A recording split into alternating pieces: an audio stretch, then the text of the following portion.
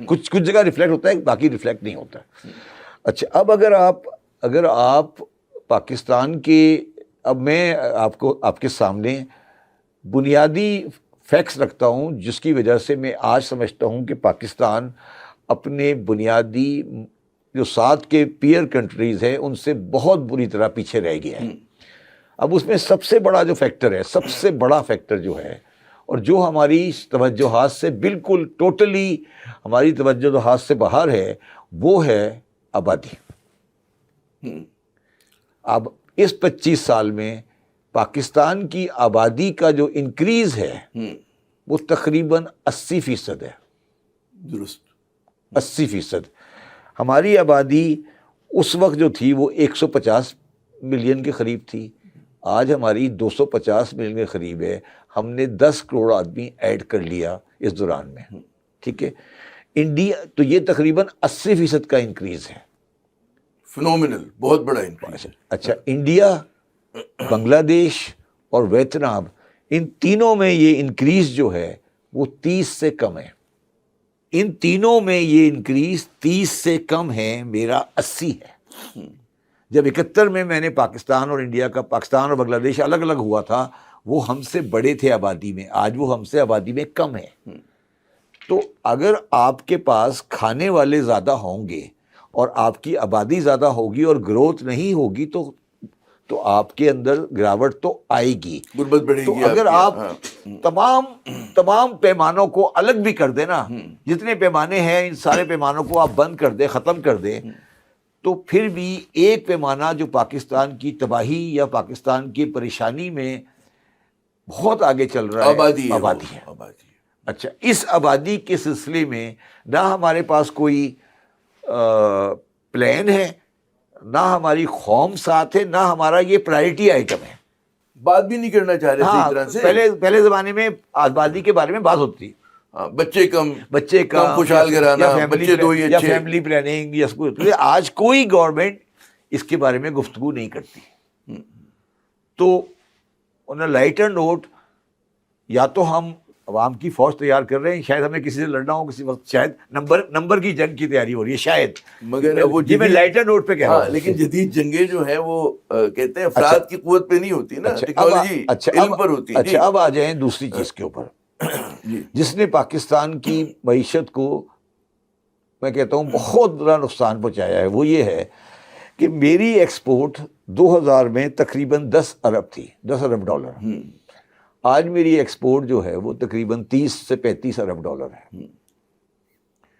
India کی export جو ہے وہ 42 ارب ڈالر تھی، جو آج 770 ارب ڈالر ہے. بنگلہ دیش جو ایک دھیلے کی کاٹن پروڈیوس نہیں کرتا، وہ 45 ارب ڈالر کی ایکسپورٹ کرتا ہے. اور جو آپ کا جو ویتنام ہے وہ 575 ارب ڈالر کی ایکسپورٹ کرتا ہے. تو مجھے یہ بتاؤ کہ آپ خواہش تو کر رہے ہو اور ایکسپورٹ نہیں کر رہے، تو وہ کیسے بیلنس ہوگا؟ وہ چیز کیسے بیلنس ہوگی جو آپ کے لیے بنیادی چیز ہے، جو آپ کا کبھی بیلنس نہیں ہو سکے گا؟ پرسنٹیج کے حساب سے اگر آپ اس کو اور ہمارے ناظرین کے لیے بیان کر سکیں کہ پاکستان کی 250% بڑھی، اور خدا آپ کا بھلا کرے بھارت کی 1733 جی ہے نا، بنگلہ دیش کی 800%، جی، اور ویٹ نام کی 3285%. جی اب کوئی کمپیریزن نہیں ہے، کوئی کمپیریزن نہیں ہے. اب میرا مقصد ہے پاکستان کا کمپیریزن اب ان ملکوں سے نہیں ہے. اب ہم سب سہارن افریقہ سے کمپیریزن کر سکتے ہیں. تو یہ میں نے آپ کو کہا نا وہ ملال نہیں ہے، وہ مجھے اس بات کی کریے کہ ملال نہیں ہے اس چیز کا. اچھا، اب اس پہ ہی آ جائیں. اب اسی ایکسپورٹ کے کم ہونے کا اگلا افیکٹ دیکھ لیں جس سے یہ ساری میرا ذہن شروع ہوا.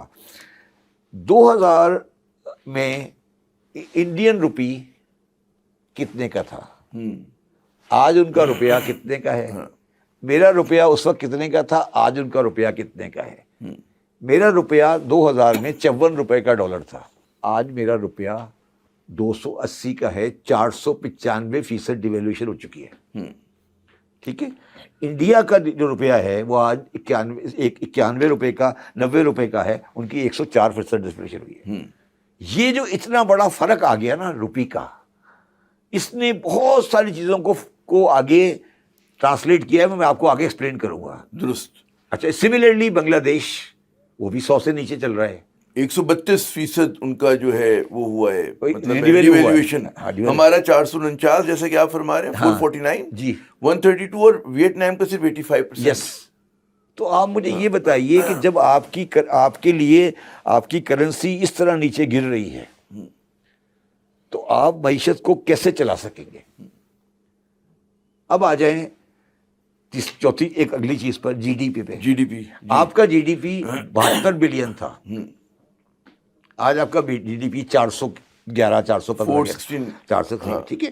ان کا جی ڈی پی 468 تھا انڈیا کا، آج وہ 4000 بلین ہے. 4000 1 ٹریلین 782% اضافہ ہے. 782% اضافہ ہے جی ڈی پی میں. ٹھیک ہے.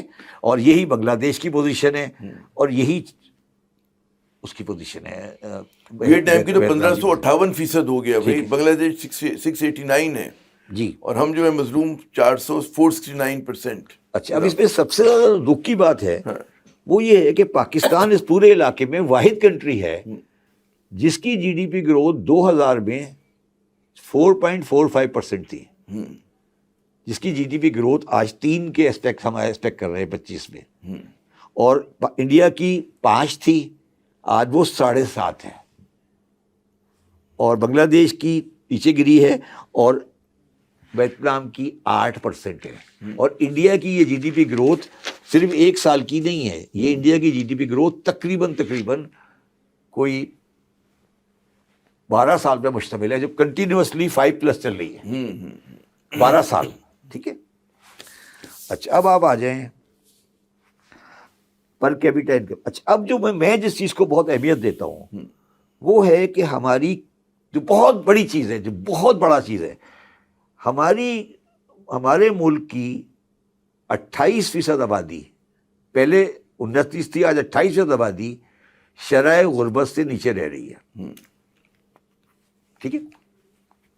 انڈیا کی یہ آبادی 2000 میں 26 تھی، آج ان کی شرح غربت سے نیچے والی آبادی رہنے والی 2% ہے. ٹھیک ہے. بنگلہ دیش میں وہ 48% تھی، 48، آج وہ 21% ہے. ویتنام میں وہ 29 تھی، آج وہ 2% ہے.